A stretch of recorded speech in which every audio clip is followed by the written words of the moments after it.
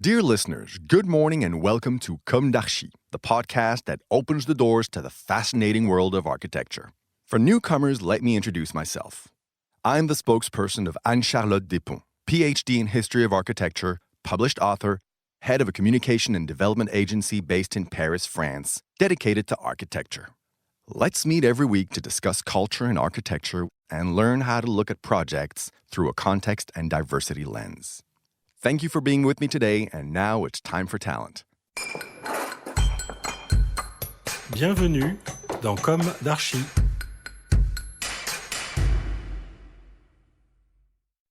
Dear listeners, welcome back to our Comme d'Archi summer series dedicated to color. In this final episode, we will be talking about the color gray. This is Esther, and I will be reading a synthesis written by Anne-Charlotte. What an idea to close the cycle of the Northern Hemisphere's summer season with gray. On the eve of the start of the new school year, when, on the contrary, we would so much like to retain the sun to keep it at its best, and on the verge of returning to our daily routine, which will inexorably lead us to the French winter gray, here in Paris at least. But although it is often synonymous with loneliness, sadness, monotony, and melancholy, gray is a perfect neutral color for highlighting all the tones. It is sacred in Eastern countries. It is above all sober, from slate gray to pearl gray via mouse or elephant gray. What elegance! Christian Dior wrote in 1946, "Everything goes with gray." It is the gray of the zinc roofs of Paris. It is the color of concrete.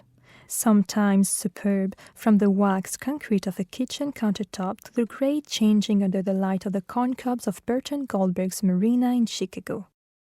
Sometimes horribly depressing, as far as the eye can see, monotonous architectures of the urban sprawl, those too mineral and especially ugly architectures, embodying the sad lobby of French concrete. It is also, by contrast, the slate gray turning blue of the superb seaside roofs of French Brittany, struck by the winds and sprinkled with sunshine as well as rain, at the bend of a rainbow. There are as many nuances at the heart of the history of modern architecture.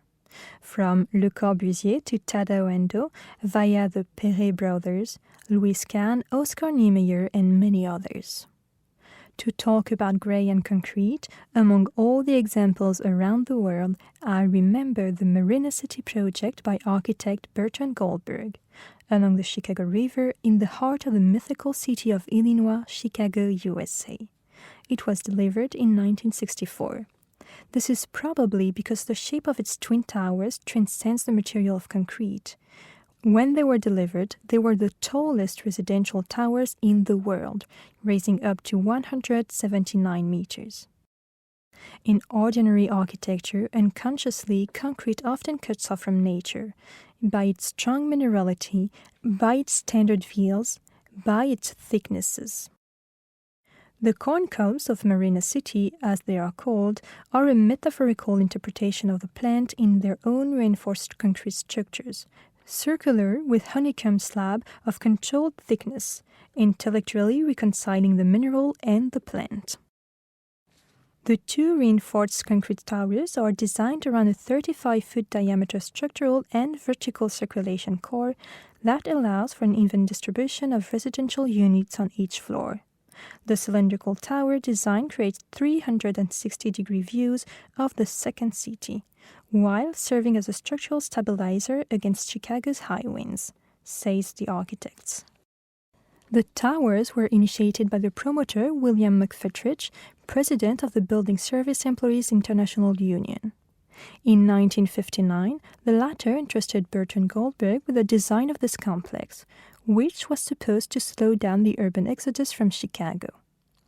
Since the early 1960s, the natives were tired of the dense, overcrowded living conditions, fleeing to the suburbs in search of a more open and less aggressive way of life. The original programming within the towers is surprisingly comprehensive, demonstrating that all the benefits of suburban living can be found in the heart of the city, with the added benefit of proximity to the workplace.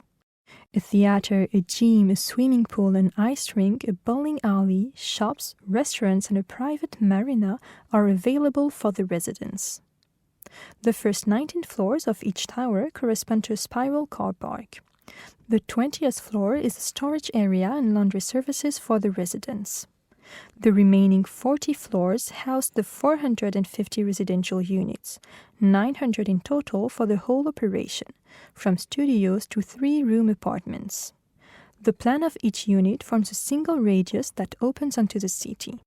The absence of sharp corners opens up the floor plan of each flat, making it possible to move from one space to another with fluidity.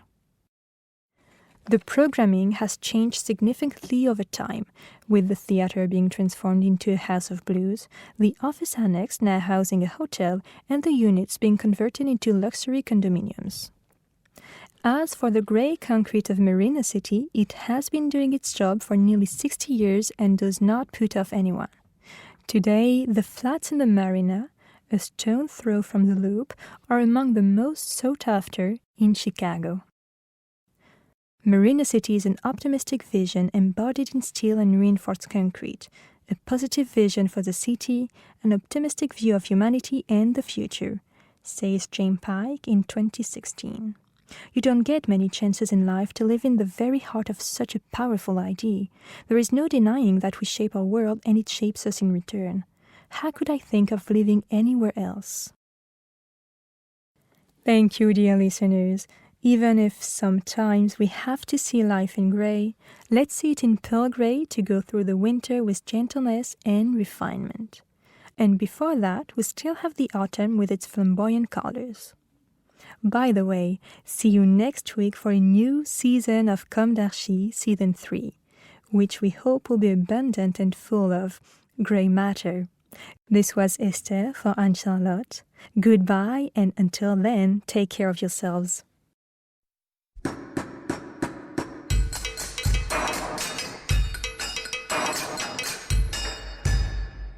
Thank you for listening. Don't forget to tune in to our previous content on Instagram at Comme d'Archi Podcast. If you like it, make sure to promote the podcast by giving it 5 stars on Apple Podcast and adding a comment, or on any of your favorite podcast platforms. And don't forget to subscribe and listen to all of our episodes for free. See you soon, and until then, take care of yourself.